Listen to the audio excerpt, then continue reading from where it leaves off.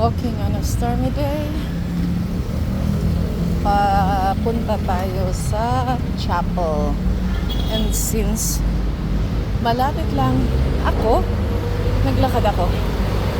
But mahirap magsalita kasi meron tayong bradycardia. And kaninang umaga ko pa nararamdaman yung parang missing heartbeat.